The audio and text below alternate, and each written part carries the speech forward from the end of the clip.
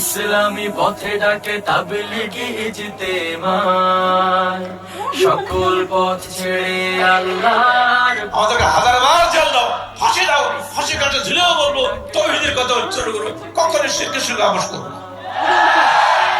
নবী রাসূলদের ক্ষমতার কোনো টার্গেট ছিল না। নবী রাসূলদের টার্গেট ছিল জনগণ। জনগণকে কিভাবে হেদায়েত করা যায়, জনগণকে কিভাবে তাওহীদপন্থী বানানো যায়, আল্লাহর আনুগত্যশীল বান্দা বানানো যায়, শিরক মুক্ত করা যায়, সেই চেষ্টা ছিল তাদের। তাবলীগি ইজতেমায়, এসো তাবলীগি ইজতেমায়, ইসলামী পথে ডাকে তাবলীগি ইজতেমায়, সকল পথ ছেড়ে আল্লাহর পথে আয়। আমাদের প্রত্যেকের দায়িত্ব হচ্ছে এই সমাজের বুকে বিশুদ্ধ ইসলামের এই দাওয়াতকে ছড়িয়ে দেওয়া। তলে আহলে হাদিস আন্দোলনে